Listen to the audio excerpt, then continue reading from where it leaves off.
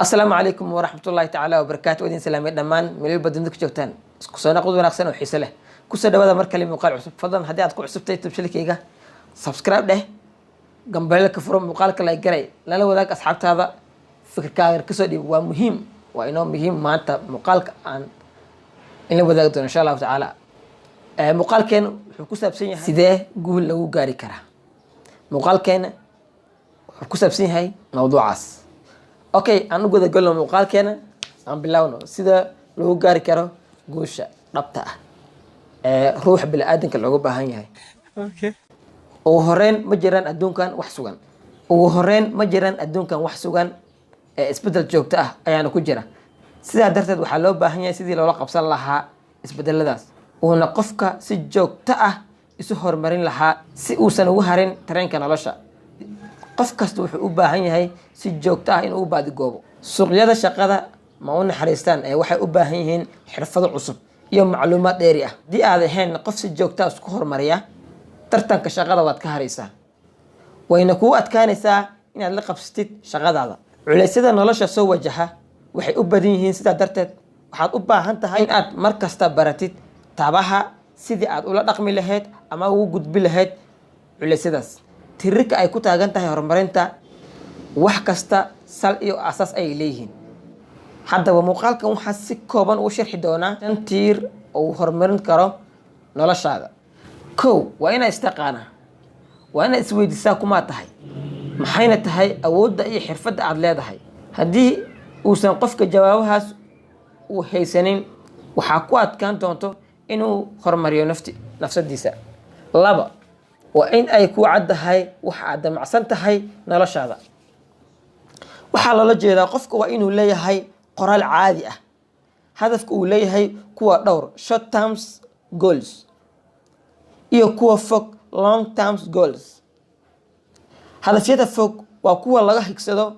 gaaritaanka muddo ka badan sanad sida uu qaato degree jaamacadda iyo wax la mid ah hadafyada dhow waa kuwa lagu higsado gaari ugu horeyn ma jiraan adduunkan wax sugan ee isbedel joogta ayayna ku jiraan sidaa darteed waxaa loo baahan yahay sidii loola qabsan lahaa isbedeladaas uuna qofka si joogta u horumarin lahaa si uusan ugu harin tareenka nolosha waxaa kaloo jira baahi joogto ah oo dhinaca xirfadda iyo macluumaadka ah intaba qof kastana wuxuu u baahan yahay si joogto ah inuu u baadigoobo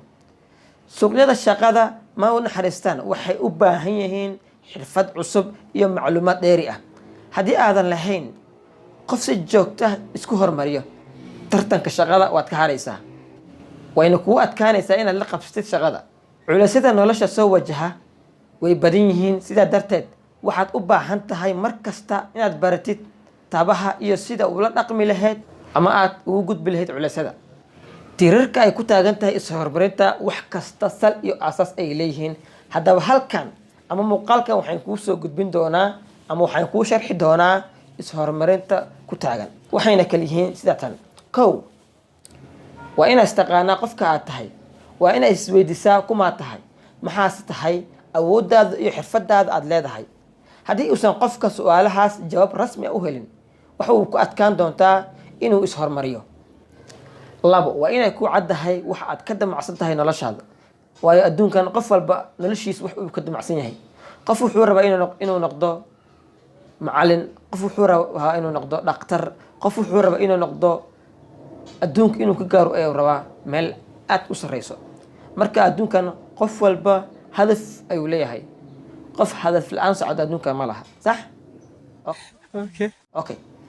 waxaa loola jeedaa qofku waa inuu leeyahay qoraal cad oo caddeynaya hadafka uu leeyahay kuwa dhow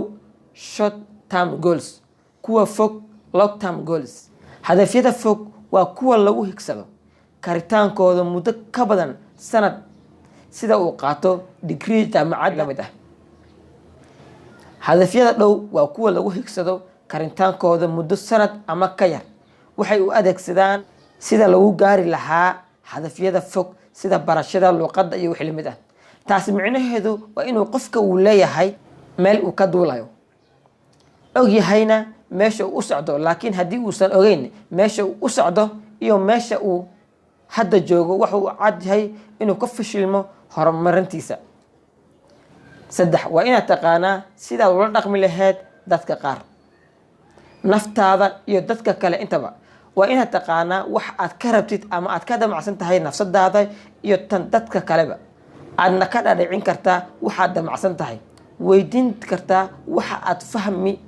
adigoo adeegsanaya qaabka iyo sida ugu wacan ee lagula xiriiro dadka kale. haddaba waa lama huraan in aad horumarintaas xirfadda almeynaysa xiriirka iyo bulshinimada, isla markaana aad ogaatid in ay lama huraan tahay in aad xiriir fiican la yeelatid dadka kale. ogow waxa aad ku saaxani qofka kale waa ay la qaldantan karaan, waa ay la qaldanaan karaan. afar waa inaad leedahay xirfad aad ka faa'iidaysan kartid hantidaada. waxaa loola jeedaa inaad leedahay hanti aad ugu maarmi kartid inaad dadka kale wax weydiisatid. soomaalida ayaa tiraahdo buko badan iyo baryo badan waa laysku nacaa. taasi waxay kugu dhiirigelinaysaa inaad abuuratid ilo dhaqaale, maxaa yeelay haddii aad haysatid lacag aad ku horumarisid ama aad ku maalgelisid horumarinta, way adag tahay in ay sidii la rabo noqoto. shan waa inaad leedahay xirfad aad wax isku bari kartid. tani waxay tilmaamaysaa awoodda aad u leedahay in aad fudud ama dhaqso ah aad ku heli kartid kuna kobcin kartid